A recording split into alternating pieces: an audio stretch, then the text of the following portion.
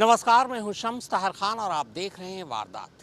बीते 23 सालों से जेल में बंद नीतीश कटारा मर्डर केस के मुख्य आरोपी विकास यादव की शुक्रवार को शादी हो गई। शादी गाजियाबाद में हुई और बेहद सादगी के साथ हुई। इस शादी में घर के कुछ खास लोग ही शामिल हुए। हालांकि ऐन वक्त पर शादी की जगह बदल दी गई थी। दरअसल इस शादी पर खुद कोर्ट की निगाह थी।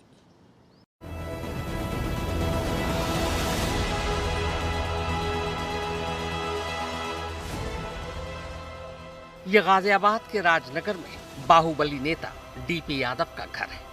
इस घर में शुक्रवार दिन में एक शादी संपन्न हुई। शादी डीपी यादव के बड़े बेटे विकास यादव की। पिछले 23 सालों से जेल में बंद विकास यादव फिलहाल अंतरिम जमानत पर बाहर आया हुआ है। कोई और मौका होता तो यकीनन ये घर आज दुल्हन की तरह सजा होता, मगर शादी के इस मौके पर इस सजावट को सादगी से अंजाम दिया गया। मेहमान भी चुनिंदा लोग ही थे, शायद ज्यादातर घर के। घर वालों को मालूम है कि शादी पर देश की सबसे बड़ी अदालत सुप्रीम कोर्ट की भी नजर है, इसीलिए हर चीज में एहतियात बरती गई। यहां तक कि ऐन वक्त पर शादी की जगह भी बदल दी गई। शादी के कार्ड पर छपे पते के हिसाब से शादी कासगंज के एक शुगर मिल में होनी थी, लेकिन फिर ऐन वक्त पर जगह बदलकर शादी डीपी यादव के घर में ही करने का फैसला किया गया। हालांकि जगह बदलने की वजह नहीं बताई गई।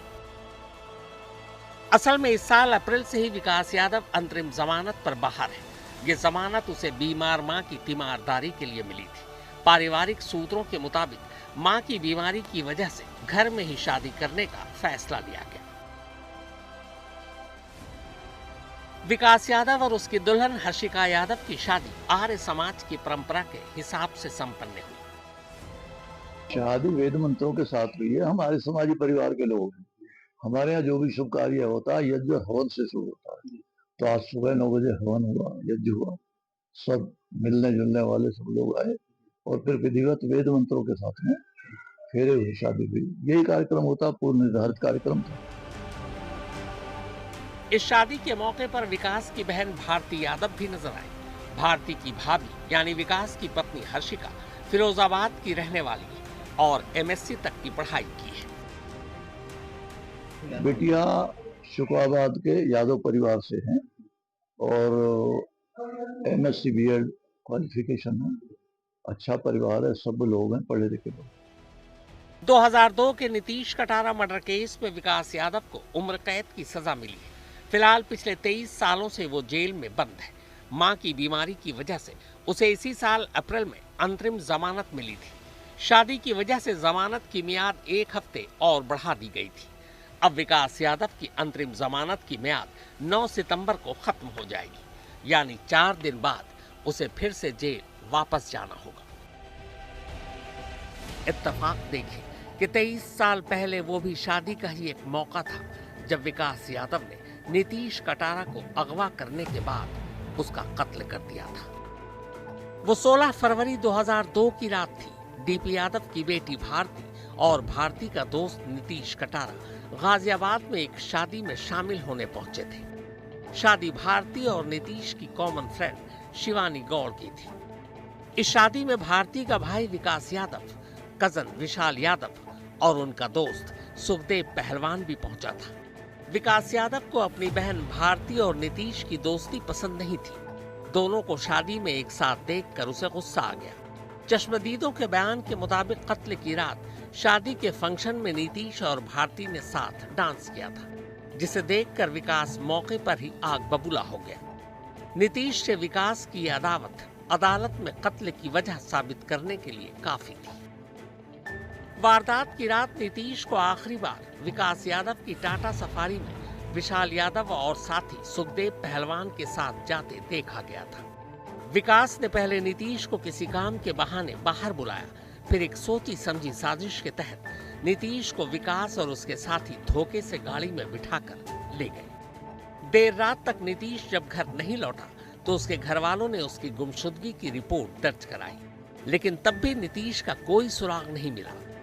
5 दिन बाद 21 फरवरी को बुलंदशहर के खुर्जा इलाके में नीतीश की अधजली लाश मिली। जब यह हादसा हुआ तब विकास यादव यूपी के बिसौली इलाके में विधानसभा क्षेत्र से चुनाव लड़ रहा था, लेकिन नीतीश की हत्या की खबर अखबारों में छपते ही वो सब कुछ छोड़कर गायब हो गया। हालांकि चुनाव में उसकी जमानत जब्त हो गई थी।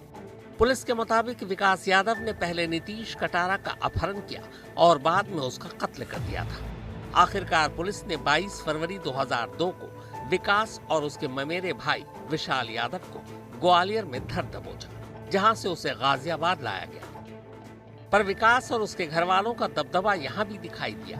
बाद में अदालत के आदेश पर यह मामला गाजियाबाद से दिल्ली ले जाना पड़ा। कत्ल के मकसद के तौर पर सरकारी वकील ये साबित करने में कामयाब रहे कि नीतीश और भारती के बीच प्रेम संबंध थे। सबूत के तौर पर भारती की ओर से नीतीश को भेजी कुल 89 चिट्ठियां, फोटोग्राफ्स, ईमेल, एसएमएस और गिफ्ट अदालत के सामने पेश किए गए। इनमें नीतीश और भारती की साथ ली गई तस्वीरें और भारती का जन्मदिन मनाने के लिए मुंबई जाने का प्लेन टिकट अहम सबूत साबित हुआ।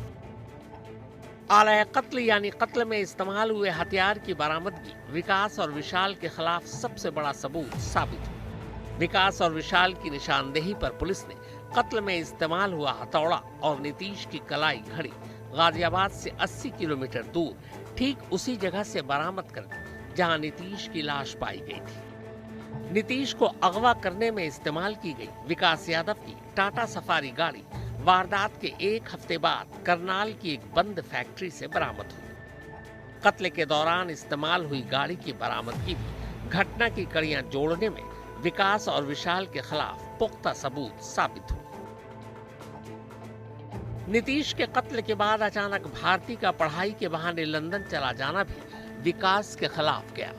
20 फरवरी 2002 को इंग्लैंड गई भारती अदालत के लगातार बुलावे के बावजूद 3 साल तक भारत नहीं लौटी।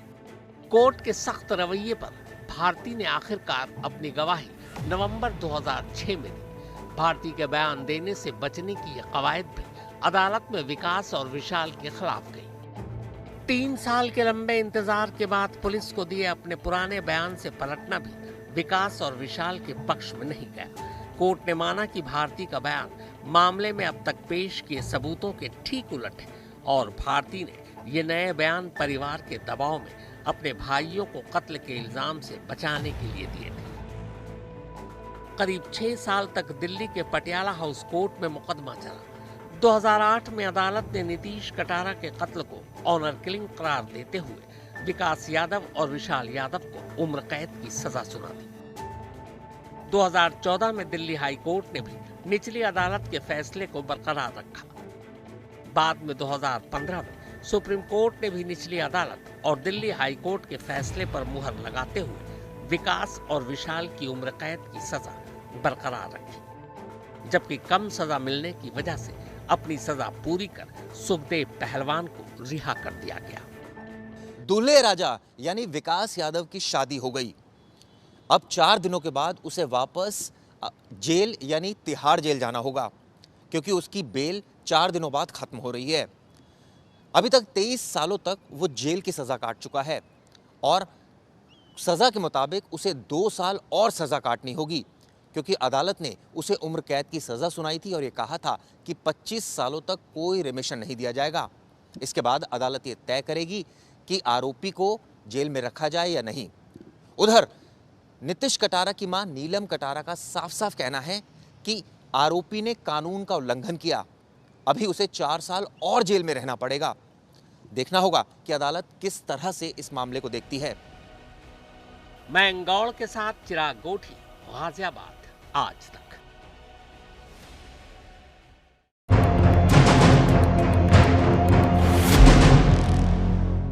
सोशल मीडिया का दौर है और फिल्टर का फैशन। ऐसे ऐसे फिल्टर सोशल मीडिया पर मौजूद हैं कि बच्चे को जवान और जवान को बूढ़ा बना दें। इसी फिल्टर का सहारा लेकर यूपी में रहने वाली 4 बच्चों की एक मां सोशल मीडिया के मैदान में उतरती है। उसकी खूबसूरत तस्वीरें देखकर एक नौजवान को उससे इश्क हो जाता है, लेकिन जब उसके चेहरे की असली रंगत सामने आती है, अचानक ये इश्क खूनी हो जाता है। ये 52 साल की रानी देवी की पहली तस्वीर है। और ये रानी देवी की दूसरी तस्वीर। साफ है, इन दोनों ही तस्वीरों में एक में मेकअप और फिल्टर का कमाल दिख रहा है, जबकि दूसरी तस्वीर बिल्कुल सामान्य है, जैसे किसी इंसान की आम तस्वीर होती है। लेकिन अगर मैं आपसे ये कहूं कि रानी देवी की यही दो तस्वीरें और इस एक तस्वीर में लगा ये फिल्टर इफेक्ट ही उसकी मौत की वजह बन गई, तो इसे आप क्या कहेंगे? यकीनन ये सुनकर आप हैरान रह जाएंगे। यकीन मानिए, जब रानी देवी के कत्ल के मामले की जांच कर रही यूपी की मैनपुरी पुलिस को भी पहली बार ये बात पता चली, तब वो सोच में पड़ गई थी। लेकिन अपनी गिरफ्तारी के बाद कातिल ने खुद ही अपनी जुबान से पुलिस को ये सच्चाई बताई थी। इंस्टाग्राम के माध्यम से महिला एक फ़िल्टर का इस्तेमाल करती थी, जिससे उसकी एज कम दिखती थी। इसी क्रम में थोड़ा सा उसको जब मिला तब उसको रियल में एज का अंदाज़ा लगा, उससे पहले नहीं था, क्योंकि महिला शादीशुदा भी थी और उसके बच्चे भी हैं। सोशल मीडिया के इस जमाने में फिल्टर की रंगारंग तस्वीरें अलग अलग प्लेटफॉर्म पर पोस्ट करना एक आम बात है, लेकिन ऐसी तस्वीरें किसी की मौत की वजह भी बन सकती हैं, ये आम बात नहीं है। और इसी वजह से ये केस हाल के दिनों की सबसे अजीब और चौंकाने वाली मर्डर मिस्ट्रीज में एक बन चुकी है। इस मर्डर मिस्ट्री की शुरुआत 11 अगस्त को तब हुई जब मैनपुरी के खरपरी इलाके में एक रजवाहे के पास पुलिस को एक महिला की लाश पड़ी हुई मिली। इस लाश को देखकर किसी ने फोन पर मैनपुरी पुलिस को इत्तला दी थी। मौके पर पहुंची पुलिस को लाश तो मिली, लेकिन उसके पास ऐसी कोई चीज नहीं मिली जिससे मरने वाली महिला की पहचान पता चल पाती। हालांकि उसे मौके पर एक मोबाइल फोन जरूर पड़ा मिला, मगर उस फोन का सिम कार्ड गायब था। अब पुलिस ने लाश को बरामद कर पोस्टमार्टम के लिए भिजवाने के साथ साथ मरने वाली महिला की पहचान पता करने की कोशिश शुरू कर दी। इस कोशिश में पुलिस ने मैनपुरी के अलावा नजदीकी जिलों से भी लापता 50 साल के आसपास की किसी महिला के बारे में पता करने की कोशिश शुरू की और उसे इसमें कामयाबी मिली। पुलिस को पता चला कि यूपी के ही फर्रुखाबाद की रहने वाली 52 साल की एक महिला रानी देवी पिछले करीब 10 दिनों से अपने घर से गायब है और घर वालों ने उसकी गुमशुदगी की रिपोर्ट भी लिखवाई है। पुलिस ने अब तक लाश का अंतिम संस्कार तो कर दिया था, लेकिन उसकी तस्वीरें मौजूद थी और बस इन्हीं तस्वीरों के आधार पर मरने वाली महिला की पहचान कंफर्म हो गई। घर वालों ने बताया कि हाँ, ये तस्वीर रानी देवी की ही है, वो रानी देवी जो शादीशुदा थी और जिसके 4 बच्चे थे। अब पुलिस को रानी देवी का मोबाइल नंबर भी मिल चुका था। पुलिस ने उसकी सीडीआर यानी कॉल डिटेल रिकॉर्ड निकलवाई और ये पता करने की कोशिश की कि कत्ल से पहले आखिरी बार रानी की फोन पर किससे बात हुई थी। जल्द ही पुलिस को इसका भी जवाब मिल गया और पता चला कि रानी की फोन पर मैनपुरी के ही रहने वाले एक नौजवान अरुण राजपूत से बात हुई थी। पुलिस ने मोबाइल फोन की लोकेशन के आधार पर ही अरुण को हिरासत में लिया और इसी के साथ कत्ल की एक ऐसी कहानी सामने आई जिसे जानकर खुद पुलिस वाले भी चकरा गए। ये अरुण ही था जिसने फिल्टर वाली तस्वीरों के चक्कर में रानी देवी की जान ले ली। असल में रानी और अरुण की करीब 1.5 साल पहले इंस्टाग्राम पर दोस्ती हुई थी। इसके बाद चैटिंग का सिलसिला शुरू हुआ जो लगातार साल भर से भी ज्यादा समय तक चलता रहा। आखिरकार रानी के कत्ल से करीब 2 महीने पहले अरुण रानी से मिलने पहुंचा। दोनों की मुलाकात एक होटल में हुई। यहाँ अरुण को अपनी जिंदगी का सबसे बड़ा झटका लगा। अरुण अब तक जिस रानी को अपनी हमउम्र या फिर खुद से थोड़ी बड़ी एक लड़की मानकर चल रहा था, वो तो उम्र में उससे दुगनी बड़ी थी। जी हाँ, अरुण 25 साल का था और रानी 52 साल की महिला। असल में फिल्टर वाली तस्वीरों और चैटिंग के दौरान अरुण को कभी इस बात का एहसास ही नहीं हुआ कि वो जिस लड़की के मोहब्बत में हिचकोले खा रहा है, वो लड़की असल में 52 साल की एक महिला और 4 बच्चों की माँ है। लेकिन रानी से पहली बार मिलते ही उसका सारा भरम दूर हो चुका था। अब अरुण ने रानी को किश्तों में लूटना शुरू कर दिया और उससे उधार पर उधार लेने लगा। महज 1.5 महीने में ही वो रानी से करीब 1.5 लाख रुपए उधार ले चुका था। अब उसका रानी से मिलना जुलना भी शुरू हो चुका था और रानी अरुण पर शादी के लिए दबाव बनाने लगी थी। अरुण पहले तो टालता रहा, लेकिन जब शादी का दबाव ज्यादा बढ़ गया तो वो परेशान हो गया। रानी ने उससे साफ कहा कि या तो वो उससे शादी कर ले या फिर उसके 1.5 लाख रुपए वापस कर दे। और बस यहीं से अरुण ने रानी को रास्ते से हटाने की साजिश रच ली। बस इसी के बाद अरुण ने रानी को मिलने के लिए अपने शहर मैनपुरी बुलाया। दोनों खरपरी में रजवाहे की तरफ सुनसान सड़क पर बैठकर बातें करने लगी। रानी अपने अंजाम से बेखबर थी, लेकिन अरुण साजिश रच चुका था। रैनी के मुताबिक अरुण अचानक अपनी जगह से उठा और रानी के गले में पड़ी चुन्नी से ही उसका गला घूंटकर वहीं मौके पर उसकी जान ले ली। अरुण ने फंदा तब तक कसे रखा जब तक कि वो ठंडी नहीं पड़ गई। इसके बाद उसके मोबाइल फोन से सिम कार्ड निकालकर अपने पास रख लिया और फोन वहीं फेंककर वो फरार हो गया। ये वही जगह है जिस जगह रानी का 11 तारीख को सब मिला था। ये देखिए इसी पेड़ के पास यहीं पर सब पड़ा हुआ था। चूंकि रानी फरखाबाद से जो उसका प्रेमी था अरुण राजपूत, वो उसने बुलाया था और दोनों यहीं पहले बैठे इसी झाड़ियों के पीछे। फिर अचानक से उन दोनों के बीच कहासुनी हुई, जिसको लेकर के अरुण ने रानी के ही दुपट्टे से इसी पेड़ के पास गला दबाकर हत्या कर दी। 11 तारीख को रानी का सब मिला। उसके बाद जो इस कहानी की परतें खुली तो मालूम पड़ा कि 52 साल की रानी की जो मुलाकात है अरुण से, जिसकी उम्र 26 साल थी, इंस्टाग्राम के जरिए हुई थी। बाद में रानी की पहचान पता होने पर पुलिस को अरुण का भी पता चल गया और अरुण के पकड़ में आने के साथ ही पूरी कहानी साफ हो गई। पुष्पेंद्र सिंह, मैनपुरी, आज तक। मध्य प्रदेश के गुना में एक पंचायत बैठती है। इस पंचायत में एक कत्ल का मुकदमा आया था। पंचायत के बीचों बीच एक महिला बैठी थी। दरअसल इसी महिला के पति की मौत हुई थी और शक ये था कि इस महिला ने ही अपने पति का कत्ल किया है। अब पंचायत की कार्रवाई शुरू होती है। सब कुछ लाइव हो रहा था।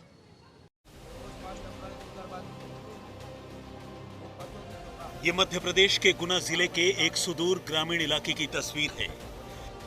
थाना है मधुसूदनगढ़ और गांव का नाम है बंजारी बर्री। इस वक्त बिल्कुल तालिबानी अंदाज में इस गांव में एक पंचायत लगी है। तालिबानी अंदाज इसलिए क्योंकि पंचायत में सैकड़ों लोगों के बीच एक अकेली महिला घिरी बैठी। इतने सारे मर्दों से घिरी वो महिला हाथ जोड़कर उनसे कुछ फरियाद कर रही है, कुछ समझाने बुझाने की कोशिश कर रही है। इस बीच लोग उस पर चिल्लाते हैं और कोई पीछे से उसके सिर से पल्लू भी खींच देता है।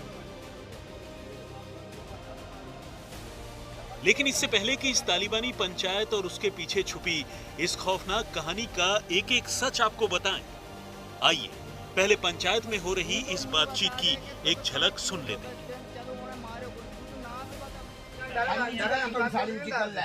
हमारी नाथ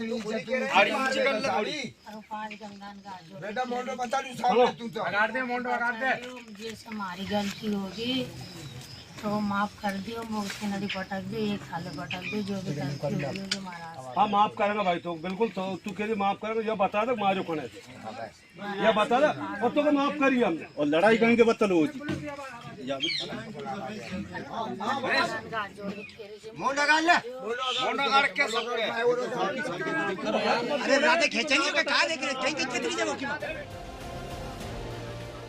तो सुना आपने। अगर आपको माजरा पूरी तरह समझ में नहीं आया तो चलिए हम बता दें। पंचायत इस वक्त इस महिला से ये पूछ रही है कि क्या तुमने अपने पति की हत्या की है और क्या हत्या में प्रदीप भार्गव ने भी तुम्हारा साथ दिया है।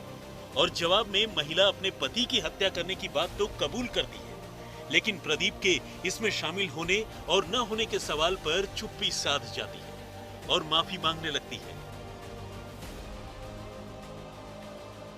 अब पूरी कहानी सुनिए। संपो देवी नाम की इस महिला पर अपने ही पति कैलाश बंजारा के कत्ल का इल्जाम है और इस वक्त ये पंचायत उसी कैलाश बंजारा के कत्ल के आरोपी पत्नी संपो देवी के गुनाहों का हिसाब किताब करने की कोशिश कर रही है। मगर दिक्कत यह है कि अव्वल तो पंचायत को ऐसा करने का कोई हक नहीं है और दूसरा, पंचायत में सवालों के घेरे में आई महिला के अलावा दूसरी कोई भी महिला मौजूद नहीं है। ऐसे में महिला पर की जा रही छींटाकशी और डराए धमकाए जाने की ये तस्वीरें वाकई हैरान करती हैं। इस कहानी की शुरुआत 21 अगस्त को हुई थी, जब गांव के रहने वाले कैलाश बंजारा की संदिग्ध हालत में मौत हो गई। वैसे तो मौत संदिग्ध थी, लेकिन कैलाश की पत्नी संपो ने रो पीट कर उसका पोस्टमार्टम करवाने से मना कर दिया। नाते रिश्तेदार और गांव वालों ने उसकी बात मान ली और उसका अंतिम संस्कार भी कर दिया। लेकिन इसी दौरान उन्होंने कैलाश के गले में रस्सी जैसी किसी चीज के दाग नोटिस किए और बस इसी के बाद गांव वालों का शक संपो पर गहरा गया। उन्होंने बाकायदा पंचायत बुलाई, संपो को घेरे में लिया और कत्ल का जुर्म कबूल करने के लिए दबाव बनाने लगे। इससे पहले पंचायत ने उसका मोबाइल फोन भी चेक किया था, जिसमें गांव के ही प्रदीप भार्गव नाम के एक आदमी से उसकी सैकड़ों बार बातचीत की पुष्टि हुई, जिससे लोगों को शक हुआ कि संपो के प्रदीप से संबंध है और उसने इसी वजह से अपने पति की जान ली। बाद में पंचायत ने संपो देवी को पुलिस के हवाले कर दिया। थाना मधुसूदनगढ़ गांव के ग्राम बंजारी बर्री में कैलाश बंजारा नाम की व्यक्ति की मृत्यु हो गई थी। जब उसका अंतिम संस्कार किया गया तो कुछ लोगों को डाउट हुआ कि उसको कोई गले वगैरह में खरोच वगैरह निशान है। इस बात से अंतिम संस्कार तो कर दिया गया, लेकिन जिसकी शिकायत परिजनों द्वारा थाना मधुसूदनगढ़ में की गई है और ये चर्चा में आया कि उसकी पत्नी भी कबूलनामा कर रही है, लेकिन जो तथ्य आएंगे जांच में उसी आधार पे अग्रिम कार्रवाई की जाएगी। पति की हत्या का जुर्म कबूलने के बाद पुलिस ने संपो को गिरफ्तार कर लिया। इसके बाद जब उससे पूछताछ की गई तो कत्ल की असली कहानी सामने आ गई। पता चला कि वारदात वाले दिन कैलाश बीमार होने के बावजूद अपनी पत्नी के करीब आना चाहता था, जबकि संपो उसे ऐसा करने से रोक रही थी। इस बीच कैलाश ने रस्सी के सहारे उसे मारने की I don't ever slow up, no I don't take shit. I got no love for the fakeness. If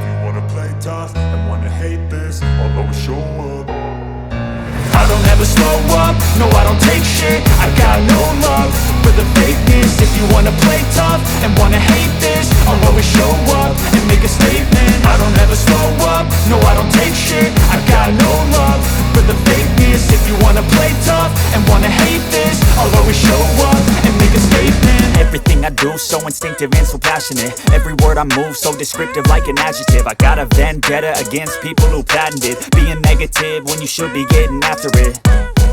I got facts over tracks, this and that. Spitting slow, spitting fast. I could roast, I could gas. Think I'm okay at last, but I don't know if that can erase all the past. And the pettiness, a reflection of the emptiness. Hilarious, you think you're worth my time, you're delirious. Mysterious, because you hide behind a fake exterior. Inferior, you know I'll always be a bit superior. Get off